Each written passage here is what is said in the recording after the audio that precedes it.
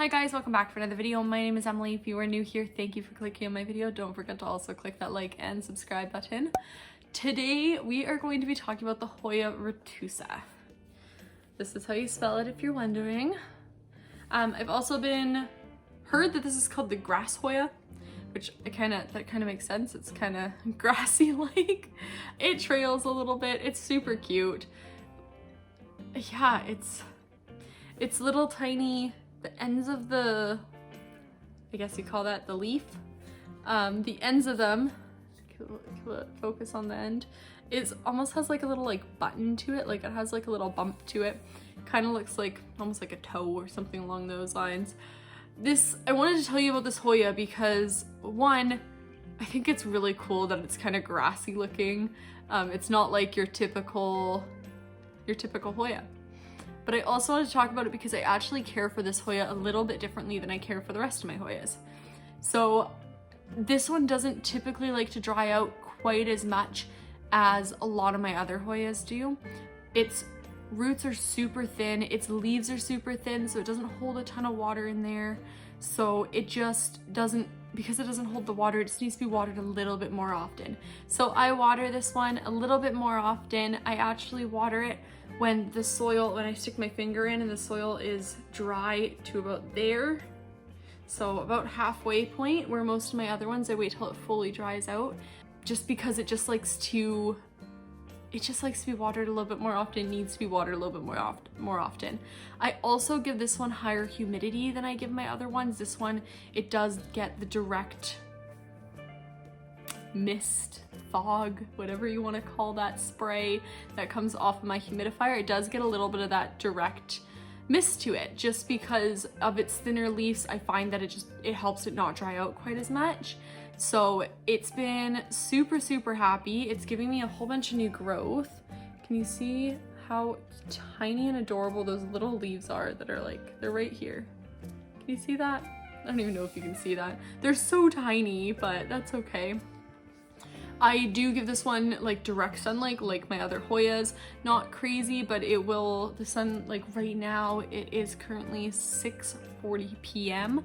So it gets about 3 hours of direct sunlight in the like later afternoon, so not when it's the crazy hot.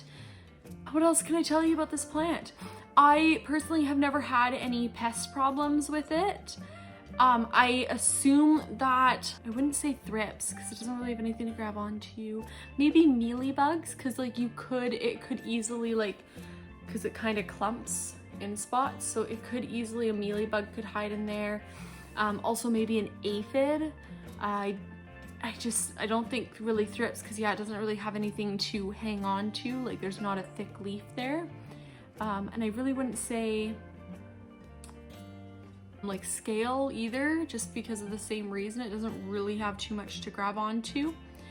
But if you have had otherwise, please let me know because I'd be totally interested in learning that. The way you propagate it is, it does, like all other Hoyas, have little nodes on them, so just cut it below a node. I propagate all my Hoyas in sphagnum moss, so use that sphagnum moss, and yeah. This is the Hoya retusa. I'm going to show you guys where it sits on my plant shelf. I do leave this plant in still a little bit more of a chunkier mix, but not quite as chunky as my other Hoyas. I skip a little bit of that like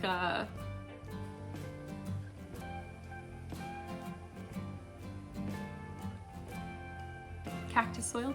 I do pretty much straight regular potting soil, a little bit of cactus soil, and then perlite. So it's not quite so airy, only because it does dry out so fast and they do like to stay that little bit of moisture in there.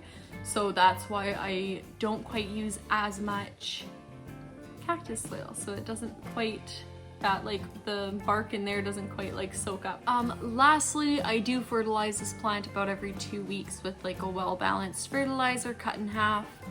And if you haven't seen the blooms for this one, they are super pretty. I'm going to insert a picture right here, but I believe that they are white around the outside, and then the very center is like this dark burgundy color, if I'm remembering correctly. If I'm not remembering correctly, you can see the photo right here.